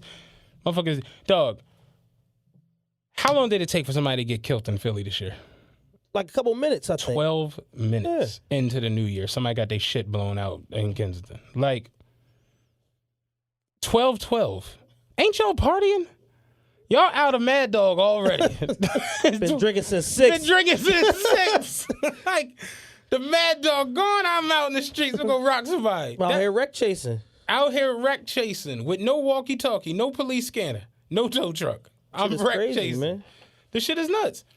And we sit around and we look at people like Dame or Jay or Master P or just all of these dudes that's like super successful. That's like, yo, don't you want to own some shit? Give it to your young, let them have it so then they can pass it on to your grandkids. And then y'all could literally, instead of you being like, one of the dopest things I ever heard Dame say was, I don't hustle for my first name, I hustle for my last name. For sure. Like, that's some real live shit. Fuck me being Dame. What about my great grandkids that I don't even know yet? Yeah. What about Christopher Dash the third? You know, like, that's the way other cultures, the Jewish community, the Asian community, that's the way they act. When you go into the fucking Asian hut and you order your wings and you see the motherfuckers all back there with Woolridges and Velcro sneakers and shit, the whole family, ain't nobody making an hourly wage so they can go to the mall and all this goofy for our shit. last name. They trying to get up enough money to where they can go the fuck back over there or get somebody else to come over. They not paying no taxes. Yep. They're running circles around. Same thing with the poppy stores. You take the poppy stores, right? You ever notice every 4 years there's a new poppy? Yeah, because that's his cousin or his uncle or his dad or his little brother or whatever. And they all come with a financial goal. As soon as they hit their goal, cheer on, and then they send the other one over. And then they go back to Puerto Rico and build a fucking hotel or some shit Real like shit. that and live like kings. It's a new Julio every fucking 3 years you go in there. Yeah, and the Asian joint across the street from my depot, you don't even realize it because if you don't frequent it. Like, but the other day, they was out front. The little kids was out there and the mom was. I'm just like, that's a whole different family from what was in there. Yeah, because they passed it. Yeah. You know what I'm saying? Pass that off. We out. Yeah. Y'all get it. I've been telling people all the time on social media, people be getting mad at me because I said, listen, I'm good, Matt's good. There are well-to-do black people in the city of Philadelphia and in the world at large. But on the whole, we on some bullshit. Yeah. And I don't care what nobody say. Like, I see shit that go on in the news and different shit that people be getting themselves caught into. I'm like, yo, we really on some bullshit. And we don't get that the world is changing around us. Like, perfect example. Live Nation just put a $30-40 million fucking event venue on North Broad Street. Yeah, the Met. They redid the Met it, right? at Yeah. Broad and Poplar. If you live in that immediate area and you don't realize that you about to have to go soon, Yeah. like, I was talking to AO about it. AO was like, wait till they redo the Uptown. I'm like, dog, when they hit Broad and Susquehanna, it's over for y'all. Like, yeah, they really put a $40 million building on fucking Broad and Poplar. a white one, just to let you know, like, fuck this shit up if you want to. Heads gonna roll, y'all fucking spray paint over this shit. Motherfuckers was like, oh no, it's gonna be like cause I saw motherfuckers like, oh, it's gonna be like the new spot for like the young urban artists, cause Meek has a show there. Nigga, they got a motherfucking sign in the window, Barry Manilow gonna be there. I'm like, yeah, this shit ain't about motherfucking Liza Minnelli and shit like that. That shit ain't for us. Like, y'all bugging. Meek is like the only urban booked over there for the whole first 6 months. No, it's somebody black. Because I saw the billboard the other day. It's not a rapper. It's a Uncle Charlie. Charlie Wilson has a joint. He doing there. the holiday. It was like the radio. Charlie Wilson got a joint, but it's like that type shit. Like, it's a real live venue. This ain't like the stage on Paid in Full. Like, y'all think y'all about to just be out here partying every fucking weekend. No.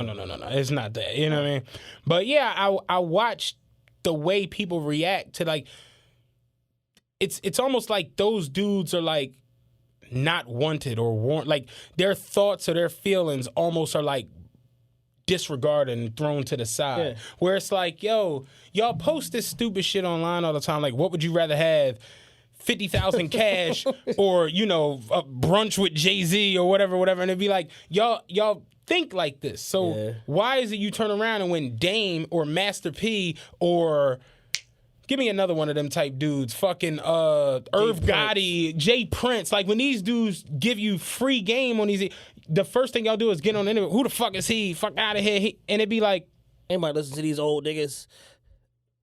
when these is the dudes, when y'all talk about the self-made shit that y'all love so much, when you know Jay Prince and them are from the Third Ward, like these was like, when you heard Jay Prince, you don't get in the pen with hogs. These is country poor ass niggas. Jay Prince been rich since he was 20 years old. Like, but they grew up poor. Yeah, exactly. Dame and them grew up in Harlem and Brooklyn. Jay and them in Brooklyn. Like, they started out poor as shit. You know what I mean? Project babies. Straight up. And they grew. So it's like, you can get the free game for the freezy. Like, you it's can here. Just all you gotta do is listen. All you gotta do is listen and not be a jackass. But the first thing you do is, fuck out of here. Like, and it was weird for me because I watched the Nick Cannon Dame interview, and I know you and me, we be in sync when it comes to like just second and third level thinking and just peeling back the layers of the onions. The other day when I saw y'all talking about it in the group chat, I'm like thinking to myself, I'm like, yo, I watched the interview twice. The R. Kelly shit was like maybe the fifth or sixth thing that I really was paying attention to. Right. Him talking about the fact that his daughter was going to college. He's like, dog, college is $5,000 a month, $60,000 a year. She went, had good grades, but she was like, I'd rather learn from you. And he thought, man, I'm going to take that $60,000, I'm going to invest it into her. Yeah, I'll give you a salary or put it where you want me to put it at. It was shit like that I was paying attention to before the gossip bullshit. Yeah. And that's really how we're wired as a people. Never mind the game. What did Tommy do to her daughter? Why is this some shit we worried about when at the end of the day, all of y'all that are balling and doing all this shit, your kids go to public school. For all the balling, all the bullshit, your kids should be in private school. Absolutely. You should be putting forth money to better their education. But we're not wired like that. No. Listen, I've been telling people the last few weeks, man, like, listen, y'all better start saving y'all fucking money, man. Like, all of them bags and them shoes and all that shit, it's cool and it look good on social media, but essentially you're buying this shit to impress poor people. Really? And if you can't, I got a typical rule of thumb. If I can't buy something 3 times over, I'm not buying it. Like, I realized that the other day, because who was I talking to that said that, like, buying shit to impress poor people. It's like, you go and get let's say a pair of sneaks. What's the hot pair? Like you won't get a pair of Balenciagas. No, not even that. I was just gonna say like some off-white forces or whatever. You go get some off-white forces and you post a picture online. It's only gonna be people who don't have them commenting like, "Oh, you fucking it up, Flames, you killing flames." them. Yeah, because Drake not gonna say that to you. Yeah. Virgil just shoved him a whole different colorway. he not about to, you know, and that's like you said it perfectly. Like you're buying shit to impress poor folk, And then because the motherfuckers who really on it, and people are going broke to impress people that have less than them. You know that aren't equally yoked to You know them. what's my favorite show? It's back on now. $1 Million Listings LA. It's my favorite shit. I don't know why. I just like the shit. The nigga Josh Flagg, he's filthy rich. Like his mother was up 100 mil, and now he's like the king of fucking real estate in LA. Him and Altman go back and forth for like Josh Flagg's like the #1 solo real estate agent in LA, but then Josh Altman's has like the #1 team in LA. But these motherfuckers is selling $30-40 million properties. Like it ain't shit. Like 2-3 a week. The boy Flagg, he super duper fly with the old school, like he drive 1935 Rolls Royce and shit like that. Like he's a collector of like old school cars.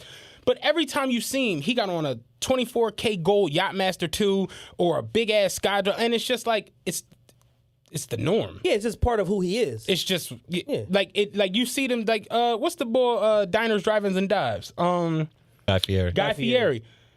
Every show he on when he doing the shit going to diners, he got on a big ass Yachtmaster 2 or a fucking AP. That's all he wear. Right. He got a gold AP and a gold Yachtmaster. He in some of the filthiest And he restaurants in a in fucking America. hut. You got to get the elbows out, like. But he got a husky at, but because it's just the norm. It ain't even like I go on Guy Fieri Instagram. It ain't pictures of his watch. Like like we just live in like this weird little bubble. And then when somebody who is considered a leader from our culture or from this generation tries to talk or give some game, the first thing immediately is like, fuck out of here. I ain't listen to that nigga. And try that to nigga bitter and this and that. And try to so pick when the I shit saw the apart. fallout, one thing, I didn't even think the Dame and Nick Cannon interview was that long. When I actually saw the interview, it was like, oh, this is on an hour and 20 minutes. I'm like, instantly, I'm like, I know damn well, because Nick Cannon's smart as a fucking whip. Yep. And I know Dame. It's no reason for just these two dudes in a room talking for an hour and 20 minutes that all y'all are talking about is some gossipy Dame shit. with the feet. It's no way. And the shit was always at the end of the interview. That was, I swear to we here. Yeah, I'm like that shit wasn't even. They didn't even broach that topic until 48 minutes Dog, in. I watched the joint, the whole shit about the nepotism, the shit with his daughter, the shit about Rocky, and I'm just like, I was thinking to myself, like, maybe it's 2 parts, because I'm like, the arcade, I ain't even get to the arcade. Right. Then the shit popped around like the 50-minute mark, and Dame's whole approach to it was just like, what are we talking about? Like, you could tell he was like slightly annoyed. You know why he's annoyed? Because he been back in the media doing interviews for 5 years straight. And number one, Jay don't talk to nobody. And then 2, when you do talk to Jay, he got a strict list of what you can and can't ask him. So the people never ask Jay these tough questions. You've never once seen somebody in the media ask Jay about the Rockefeller breakup. Right. But every time you see Dame, they ask him. Or they ask him something about Jay-Z that they won't ask Jay-Z. Mm-hmm. Jay was on did the Breakfast Club. Dame did the Breakfast Club. You asking Dame shit about Jay, but you didn't ask Jay shit about Jay. Because honestly though, I know someone who got to like get in like on Jay interview type shit, and like Jay has like a script, like a guideline of what you can and can't say, and if like you fuck that up, you got to get out the room. So It's like, he'll come in and it's like no questions about Dame, Aaliyah, Puff, this person, that person, and you like, fuck we gonna talk about? So you like Ithaca boxing briefs? Like it's literally like they chop it down to where you can't even ask him certain shit. You know what I mean? So that's why when Dame show up and they know Dame is an open fucking book, they like, yo, so Jay, and then Dame like, come on, man, like what the fuck? We still talking about this shit 15 years because later? Jay walk in the room like, don't ask me that shit, or I'll bounce.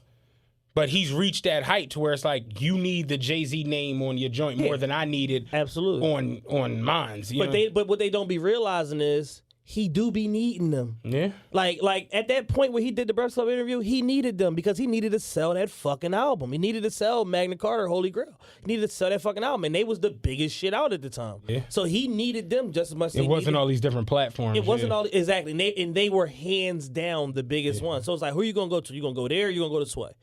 It ain't really nowhere else you gonna go to in New York City that's gonna cut through the culture and reach the audience that you're trying to get to as far as people that listen to and buy music, especially terrestrial music in the way that Jay-Z makes it, where you still servicing shit to radio and all of that. And it's just, so let me ask you this real quick. What happened with 50 and Dame? Because I didn't even see this. So 50 posted the clip because Nick Cannon broke down clips of the interview and was posting them on his page or whatever. So people seeing the shit and re-grabbing it and blah, blah, blah. And 50 grabbed the clip of them talking about the Foxy Brown shit and was like, oh, man, Dame and Nick Cannon some suckers for talking about this. Y'all trying to get Jay jammed up. And then in the comments, 50 wrote again, this shit should have been called Two Hoes Gossiping or some old shit like that. And they asked Dame about it. Him and Kenyatta did a joint on their hip-hop motivation channel. And he asked Dame about it. He was like, honestly, he was like, knowing 50 and how smart he is, I think he actually is trolling Jay. And saying that, like, talking about y'all trying to get him jammed up with the most. I think he really, like, trolling Jay because he's smart enough to know that, like, number one, if y'all look at the actual, Dame didn't say anything about the Foxy Brown shit. He said, why are you asking me this? I didn't sign Foxy Brown. I don't know. Then he thought about it and was like, you a funny nigga. You a ill nigga for asking me that, blah, blah, blah. What do you think about it? You know what I'm saying? He put the question back on Nick, and then Nick went into it. But Dame never said anything about, like, the Foxy Brown shit. But it basically was, like, implied that... Why did Foxy Brown... Why is she resurfaced now in the midst of all this R. Kelly Because shit? allegedly she was 16 years old, 15, 16 years old when she got signed to Def Jam, and they saying Jay was hitting her. So that's what Nick was basically alluding to with Dame, and Dame caught it and was like, "Wait a second, like, why you asking me this?" Dame was just on the tip, like you an ill nigga. You know what I'm saying? You was a funny boy. You know what I mean? Like I peeped his whole. And then Nick straight came out with it and was like, "Oh yeah, no, because you know they saying he was smashing her, so I'm just trying to see if you saw something." And Dame like, oh no, like I don't see nothing. But it's funny that you said that. Like you a funny guy or whatever like that. But 50 was just like, y'all trying to get Jay jammed up and blah, blah, blah. And my whole thing is this, right? When they can't get Jay jammed up though. But when it comes to certain topics, it ain't no jammed up because if you fucking kids, you're dead wrong and somebody need to speak on it. So it ain't no if you trying to get Jay jammed up. If you was 27 fucking a 15-year-old, that's kind of like, wow, homeboy, especially for you to already had been a millionaire before you came in the rap game and having money and all. You should have known better, really. Like that, whatever little bullshit that was going on the street should have already been behind you at this point. Yeah. So to me, it ain't no jammed up when it come to something, a sex crime. It ain't no jammed up. If indeed you did that, somebody need to speak on that shit. And it need to be illuminated because, like people say, it's a lot of R. Kelly's talking about R. Kelly. Like, it need to be known that, like, oh, no, we got another one. You get what I'm saying? Like, because who's to say that if that was the case, that she was the only one? Yeah. So, for me, just looking at it, like, on some 2019, how society views sex crimes and crimes against women and all of that shit. If indeed Jay was 27 hitting Foxy at 15, 16, and that goes for whoever else in the rap game might have been tagging her. Y'all motherfuckers is dead wrong, and that shit needs to be put out there. Yeah, no, I agree with that aspect of it. I was just talking about from a legal standpoint. Like, oh, legally, it's nothing that can be done. It's past the statute of limitations and all of that shit. But there's a phrase that, black Southerners say called shame the devil, meaning, like, give people the credit that they deserve for doing fucked up shit. This would be one of those moments if indeed it was true. And all Nick did was ask a question and say what everybody else heard. Yeah, they're trying to get Jay. Like, they coming in hot. The whole Beyonce shit. Like, they was tripping off about that shit, and it's just like, y'all gonna force Beyonce to say her real age. Yeah, real talk. Beyonce gonna come out and let y'all know she's 40. Gonna piss everybody off. But it's just the whole two-race shit. And I thought that was hilarious. Yo, you talk about, like... Did you actually, like, read the... That nigga is sick. Did you hear about this with the guy Torre? So Torre is the guy that interviewed R. Kelly. The famous clip On the where R. BET. Kelly said, Oh wait, now I know what you're talking about. Yeah. Where he he said, asked him, do you like underage girls? That's no, Torre. when he said, do you like teenage girls? Teenage girls. He said, when you say teenage, how young is we how talking? old we talking? How easy is that question, by the way? That was the first question of the interview. Yo, Oh, he said it was a softball. I'm expecting him to say, I don't like any teenage girls. You know, I have some friends that are 19, 20 years old, but that's the furthest extent to it. Let's move on. He said I was expecting that answer. He said, so for him to hit me with how old are we talking? He said his crisis manager came running into the interview like, stop the fucking interview. And Torre said he didn't even think they was going to air it. He said when he watched it, he was like, oh shit, they actually put that in there. So Torre apparently was working for was it like Essence magazine, I think? Essence Magazine, which is owned by Time at the time, and he had instances where he repeatedly sexually harassed the same makeup artist and went as far as like sending her written messages saying, my nut would look so good on your face, and I just want to have unprotected sex with you, and I know you can fuck so good, like all this crazy shit. And it got to the point where the girl like refused to be around him. Yeah. And then it got so bad that she went and reported it to Time, who immediately fired him. And then they wound up working on something again. And she said he wouldn't even come in the room. Yep, wouldn't even come in the room. Yeah. Seeing that she was working the hair and makeup, wouldn't even come in the room. Yeah. And I thought that was like irony. Yeah. Like, You like it's funny because it's like everybody they had on the R. Kelly scandal, it's like they all got a bunch of bullshit. Sketchy. With them. Yeah, like everybody's got the skeletons in the closet. Yeah. Young sketchy. And it's just, you know, from Charlemagne to him to They got Charlemagne out of here the same night. People already don't really fuck with like Charlemagne really got like it's kind of BS like his following. Yeah. It's like all like weird. It's like him type dudes. It's like ain't too many side. Like when you look at like the what we consider like the more thorough side of entertainment as far as urban culture. Yeah. When they get up there on the show, they more so be like, yo, shut the fuck up. Right. From Fredro Starr to Dame to Beans. Like they really just be like. He just knew not to play with Game when Game was up there with the whole Meek shit was going on. It's a lot of them that they really just more so be on a tip like, I get it. You a media dude, you know, you whatever. Your whole thing be you came into the media game and you try to like almost play off the fact that like, yeah, I used to grind. Yeah, I've been to jail. Like you was like a serious street guy. That's the joint you play off. But then on the flip side, you got like all this bullshit with like rape and all this crazy improper shit. touching and all like kind of all crazy this, shit. like you're a weird nigga at the end of the day. Yeah. And then you try to talk. I don't know if you and me get it because we talk about it before. But people watch Breakfast Club interviews just for like the gossip, but like what Dane called it, Chatty Patty. the Chatty Patty bullshit. Yeah. But when you can really. Chad, no, because me and Chad spoke like vigorously about him with Leor Cohen or him with Jay. Like I watched him like change. Yeah, the energy is way different. As opposed to like a 6ix9ine or any like PD Crack and like just it's just a different energy depending on who's in the room. Remember the Cameron interview where after the Mace shit, where Mace spanked Cam and he let Cam come up there and lie for an hour and 30 minutes straight. And it's just you watch these joints go on and it's just like, all right, we kind of get it. What type of it's like we can wrap this up. Yeah, you know what I mean. And I told you I've personally just been like I've been cool on Charlemagne for a lot. And it's wild because I bought his last book. You know what I'm saying? Yeah. And I got through like 3 or 4 chapters. It was pretty cool. But just I watched the way he flip-floppy, like depending on who there and what, like you let Leor come into that room and shit on Dame. And then Dame come there and you try to shit on Dame for talking to the, you know, it's just like, I can't fuck with that. And Leor gave y'all so much in that interview that you could have been like, this is the moment.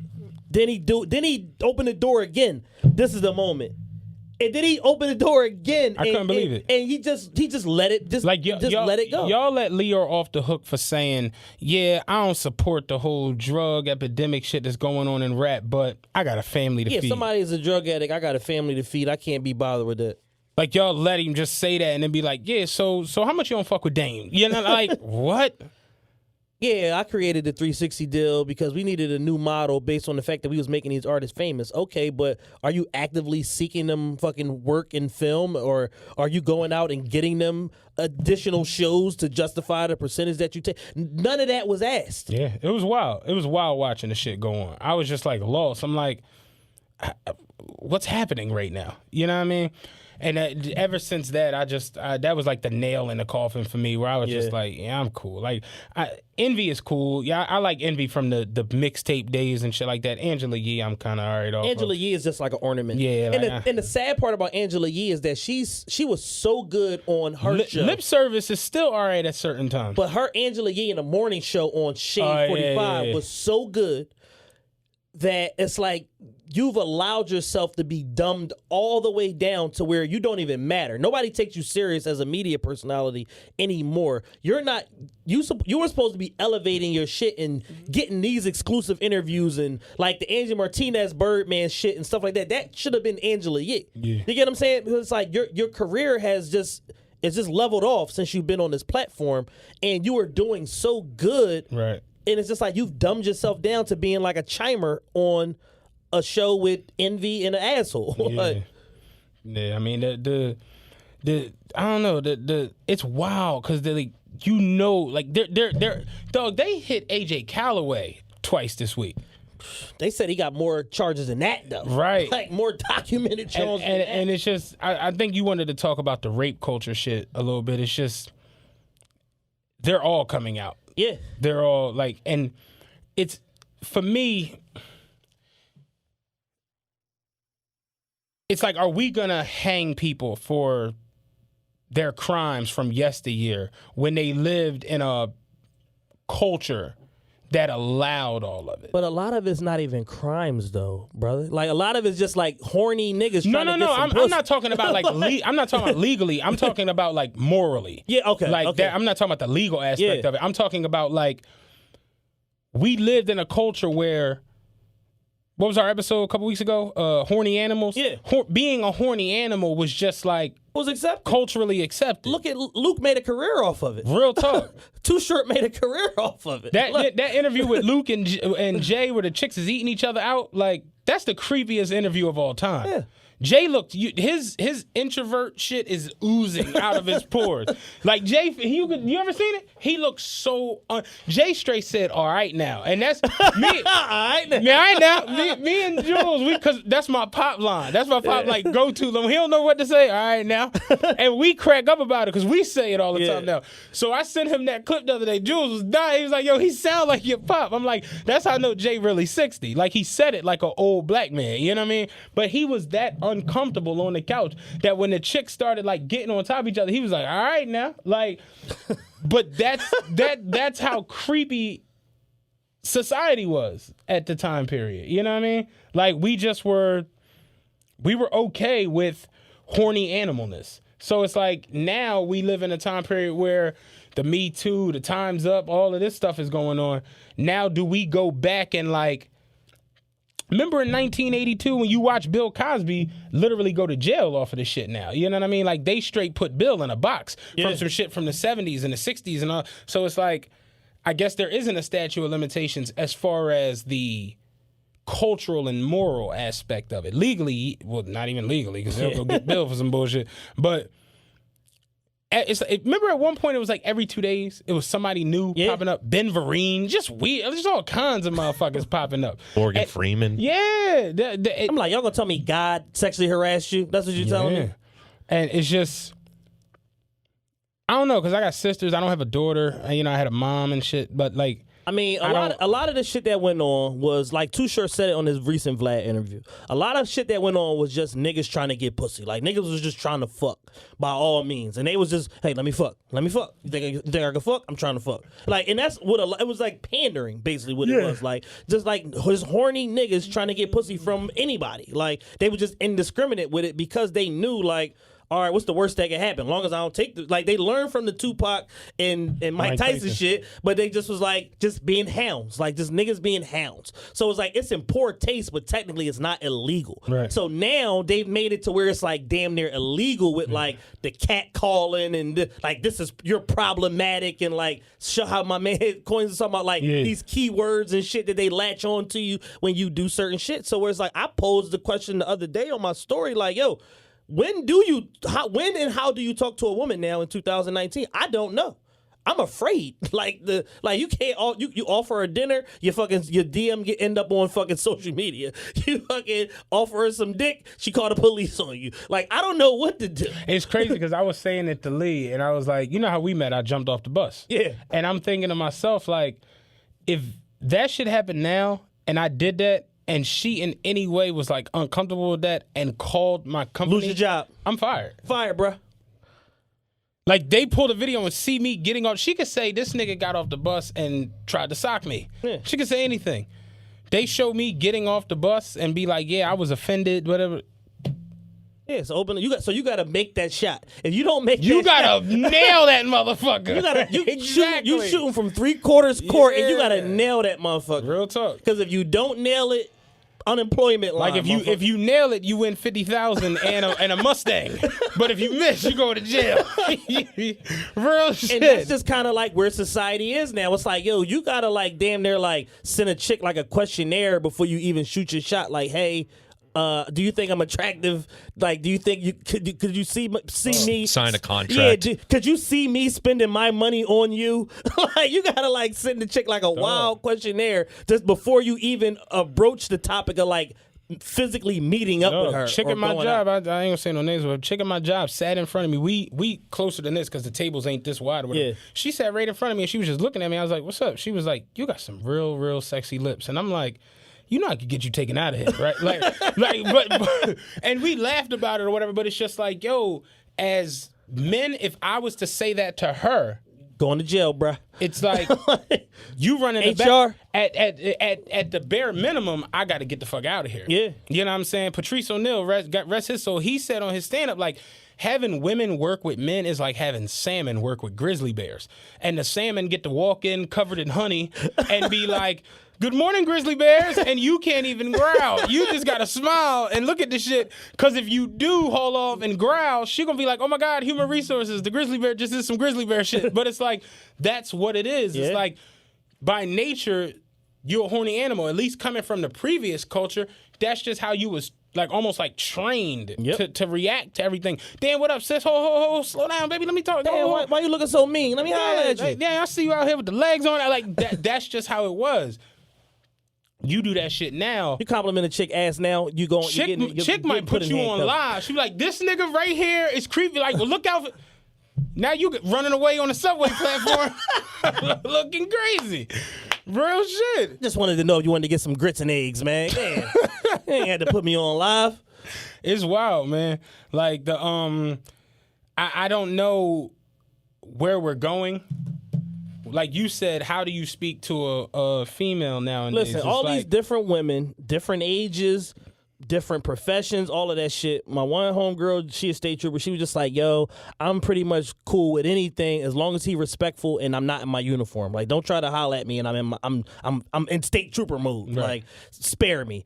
Other women was like, they was like, well, you know, we is if I'm giving him some signs or this and that, I'm like, what are the fucking signs? What are the signs? What are the signs? I've had women blatantly tell me that I was this or that, and I still was like, oh, okay, cool, have a nice day. Like, I can't read them signs. Like, what are you telling me here? Yeah. So it's like, if you miss the signs, then that's on you. And it's just like, no, that's not how this works, man.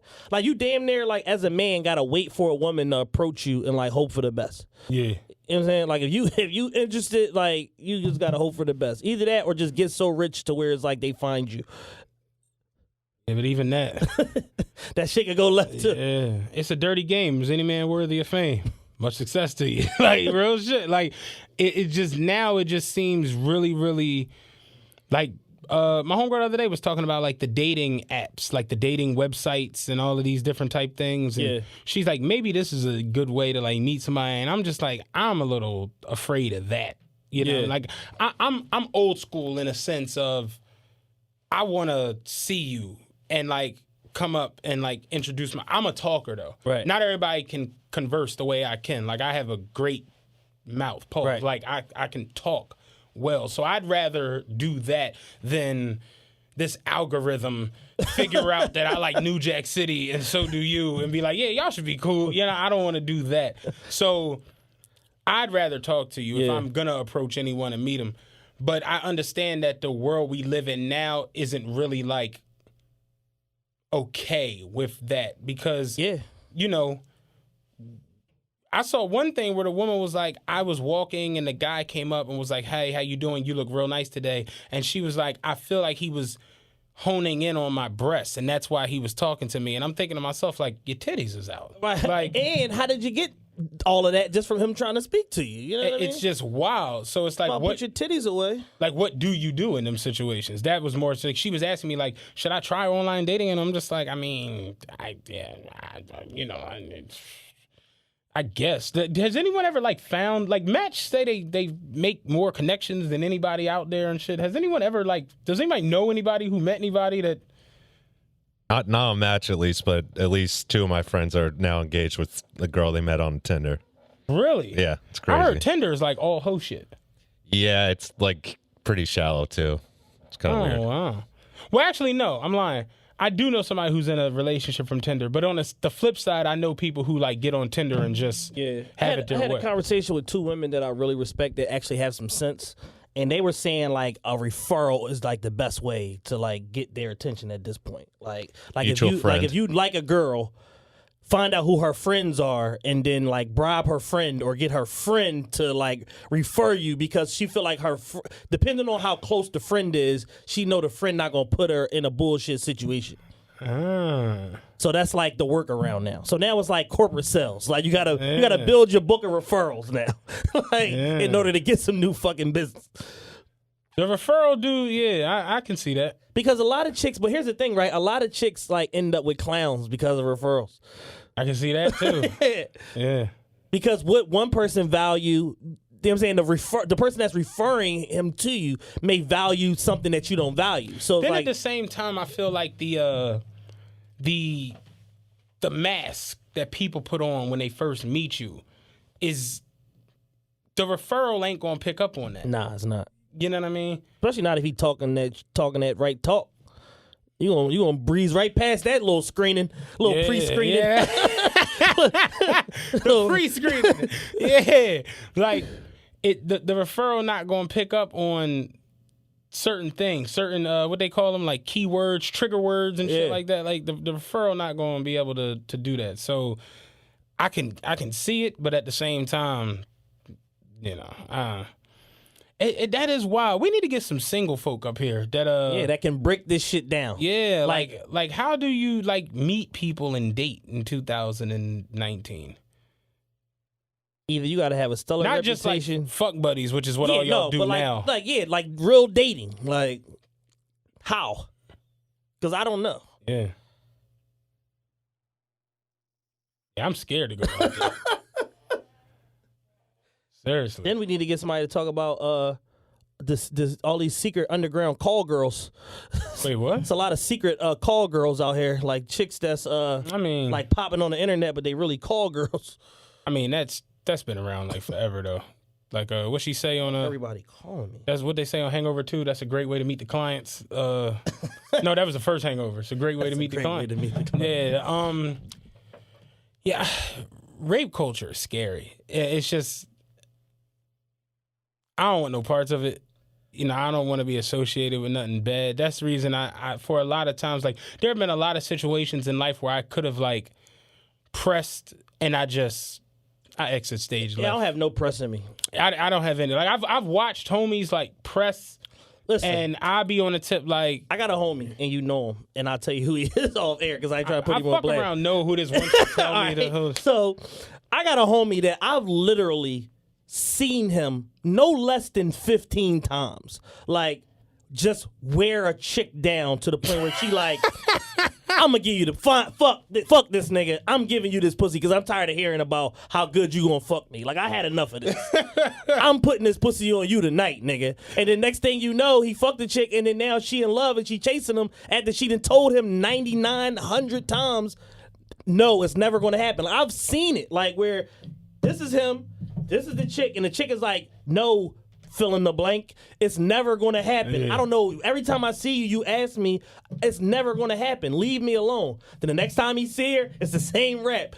And then next time, then you look up 2 years later and, hey, you seen such and such, I'm looking for him. Now she asking me where this nigga at. I've seen it over and over and over again. And because women are so susceptible to influence and being influenced. Like, I've seen this shit happen time and time again. Oh, I don't have no interest in him. He's a cornball, this and that. Next thing you know, she in love with the nigga. And I'm just like, yo, like, another one. Like, he's skilled at this shit. Like, I've seen, because he has no ego and his persistence is just like, hey, you know what I'm saying, you gonna let me fuck? Oh, no, all right, cool. I'm about to go over here and get a drink. You want something from the bar? Like, it's just about nothing. Like, he don't care.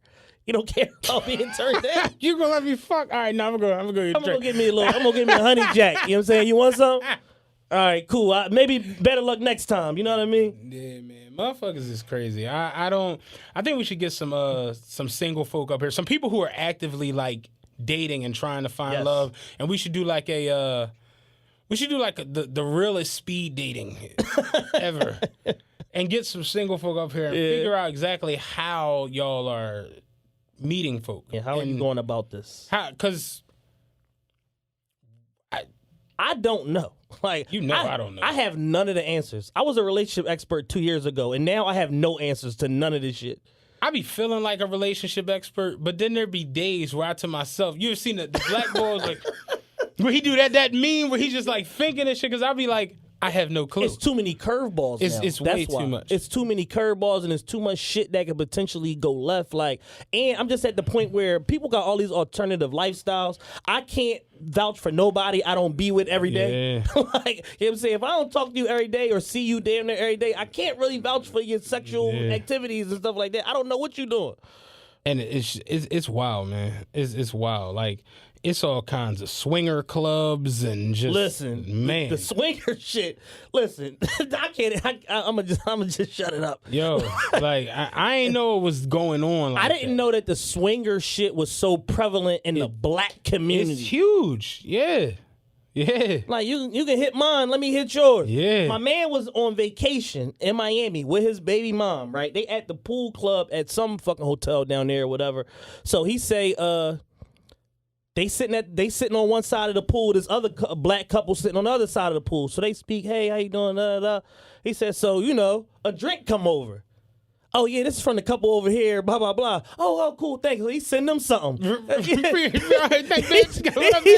send them something. Yeah. So another drink come over. Oh, no, good looking. He said, next thing you know, the girl that's on the other side, she comes swim over. Yeah. Hey, yeah, I'm here with my husband, blah, blah, blah. I really like to have sex with y'all, with you and your girl, blah, blah, blah. He like, okay, cool. Listen. Next thing you know, her husband come over. I'm also having sex. Yeah, you can hit mine if I can hit yours. You know what I'm saying? Like, yo, they're like, oh no, this ain't going down like this. Yeah. It's a lot of that going on, man, with young black motherfuckers. Like, you would be surprised, man. Yeah. We got invited to a swinger situation, and it sounded like a lit idea. You're like, I'm going to fuck over there. Then you realize, like, she got to get pounded out. Oh, no, this ain't going to work. Let's go to Wawa. This is back in the house. Like, you'd be like, no, wait a minute. What the fuck am I talking about? Like, yeah, man, it's a dirty game. It's going down out here. You're right. That's one thing I've realized just in these last, I say, 3 or 4 years. Like, I'm not a freak. Like, as far thought I was a freak. Yeah, I ain't a freak. Like, as far as what you can get into out here, the levels to which the levels you can go. which you can go to. It's like playing basketball. I mean, I play at LA Fitness every now and then, but it's like I ain't going down to I ain't pro going am. to the league no time soon. So it's the same shit. It's like there's some shit going on out here. It's wild round here. Like they getting it cracking. And don't get it fucked up. I mean, you know, it's all kinds of shit you can do and things you can get into and places you can go or whatever. But just some of the shit just is like, wait, huh? Like that when you hit, you like, huh? Like she's swinging? What? Repeatedly? Like she the swinger ringleader? What? yeah. They got cruises they go on. They got fucking what they call them, like cabarets and shit like that. Dog, them Jones is all in sketchy parts of the city too, like real Port Richmond-ish. Down all that shit they building, like front and Lehigh and all of that shit down there. Yo, it's going down. Like there's a whale in the boat, like Weezy said. It's going down. But yeah, I think that would be cool to get some singles up here just to discuss. That'd be what we could do, a show on dating in 2019. We need about 3 singles. We need 3 or 4 singles to come up here and discuss dating in 2019. That'd be pretty lit. Yeah, we should set that up for next Sunday. Please. I'm with it. Yeah, anybody out there that want to participate in that, John, let us know. Next Sunday, 7 or 8 next week, T. All right, next week, 7 o'clock. You know what I'm saying? Get with us. Let us know if you can participate. Don't bullshit us, please. Yeah, no. We've gone through this before. People say they're going to come. They don't come. Come to the show, man. You know what I'm saying? We set it up. Yeah. Make sure we got a little spread for y'all, some cheeses. Yeah, different type. Bring a big box of Ritz crackers and shit. Be fucking lit. Yeah, I wouldn't mind doing that, though.